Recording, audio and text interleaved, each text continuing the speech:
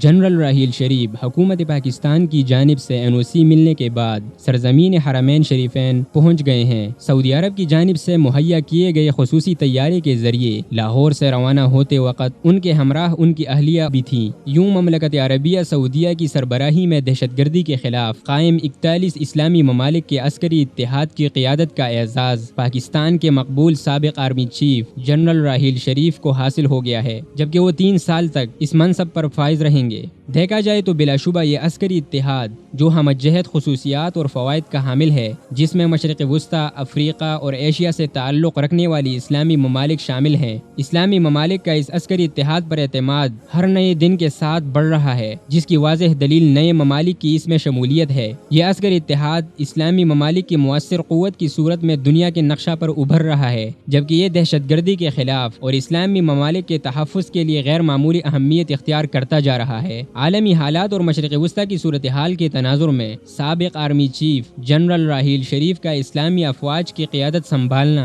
یقیناً جہاں ان سمیت پوری پاکستانی قوم کے لیے فخر و اعزاز کی بات ہے، وہیں ان کی پیشہ ورانہ صلاحیتوں کا امتحان بھی ہے۔ انہیں اسلامی افواج کے مورل اور وقار کو بلند کرنے کے ساتھ ساتھ داعش سمیت اسلامی دنیا کو درپیش چیلنجز سے حکمت عملی کے ساتھ نمٹنا ہوگا، جبکہ دوسری جانب اسلامی عسکری اتحاد کے قیام سے ہی ایران اور اس کے ہم نوا اپنی تاریخ دہراتے ہوئے اسے متنازعہ بنانے کا جھوٹا اور بے بنیاد پروپیگنڈا کر رہے ہیں اور اسے شیعہ سنی بلاک اور تقسیم کا نام دینا چاہتے ہیں، جبکہ پاکستان میں ملک دشمن عناصر کی سہولت کاری ہو یا یمن کے حوثی باغیوں کو اسلحہ اور فنڈز کی فراہمی، عراق اور شام کی کشیدہ اور غیر یقینی صورتحال پیدا کرنے کے لیے الزینبیون فورس اور دیگر عسکری گروپوں کی سرپرستی کرنے میں ایران کا گھناؤنا کردار کسی سے ڈھکا چھپا نہیں ہے۔ یہی وجہ ہے کہ جب اتحادی امت اور قیام امن کے لیے حکومت پاکستان جنرل راحیل شریف کو NOC جاری کرتی ہے تو ایران اپنے مفادات کے بچاؤ کے لیے اس پر تحفظات کا اظہار کرتا ہے۔ تاہم حقیقت یہ ہے کہ عالمی اسلام کا یہ عظیم عسکری اتحاد کسی دوسرے ملک کے نہیں، بلکہ حقیقت یہ ہے کہ یہ اتحاد مسلم ممالک میں سوچی سمجھی منصوبہ بندی کے تحت پھیلائی جانے والی دہشت گردی اور استعماری قوتوں کی ناجائز مداخلت کے خلاف بنایا گیا ہے۔